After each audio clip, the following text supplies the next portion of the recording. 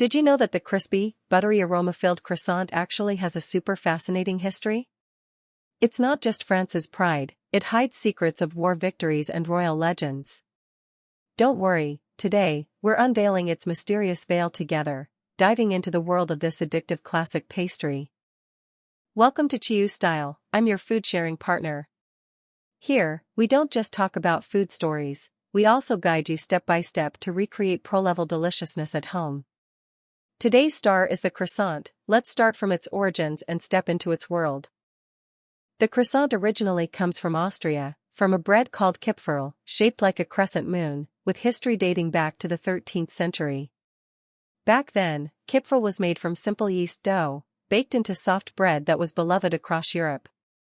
Legend has it that in 1683, when Vienna was besieged by the Ottoman Turkish army, local bakers worked tirelessly baking bread to boost morale. After Vienna successfully repelled the enemy, they celebrated the victory by making crescent-shaped bread, symbolizing the enemy's crescent flag.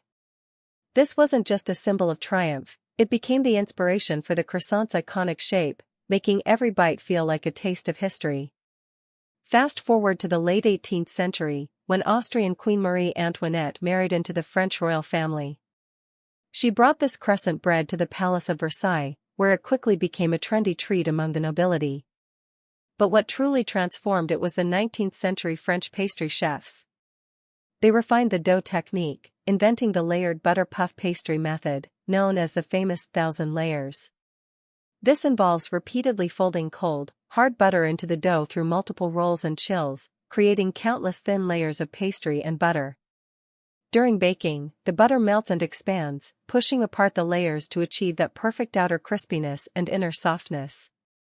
The croissant we know today was born in Paris this way, rich in buttery fragrance, crispy and fluffy, quickly sweeping the city and becoming a symbol of breakfast culture.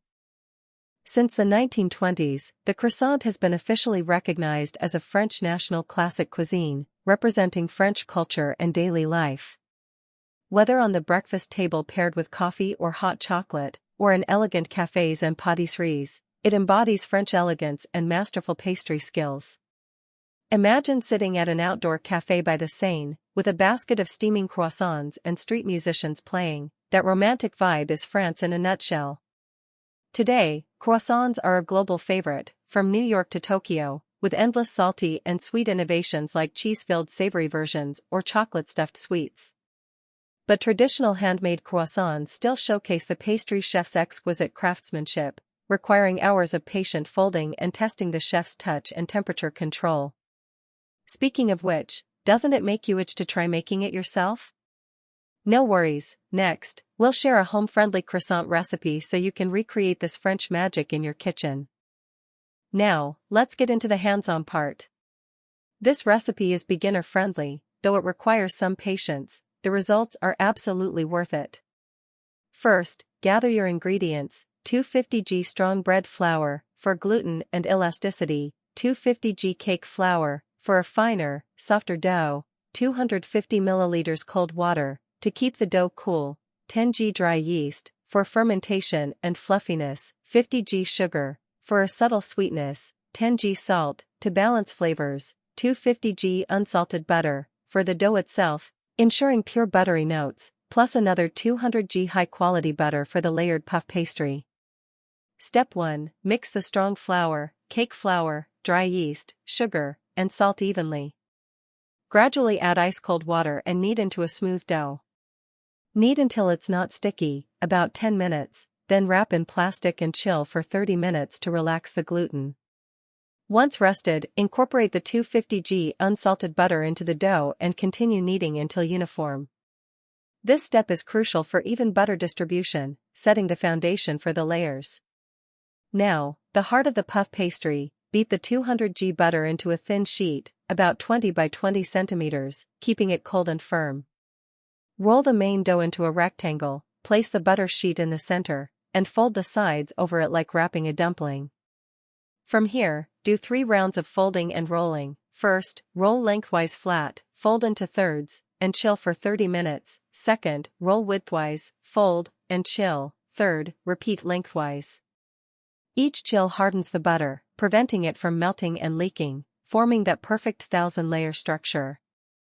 After folding, roll the dough into a large rectangle and cut into equilateral triangles, each about 10 centimeters wide at the base. Starting from the wide end, roll up gently, stretching into a crescent shape.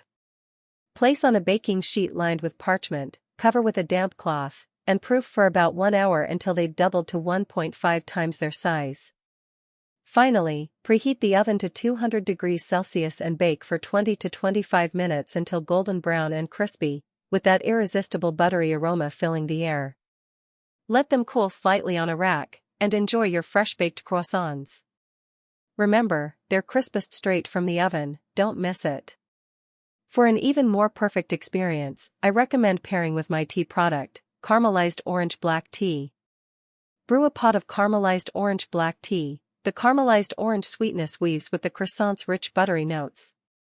Take a bite of the croissant, sip the tea, it's a heavenly combo. Want something extra special? Add milk to make caramelized orange milk tea, blending tea fragrance with milky richness for a smoother, more layered mouthfeel.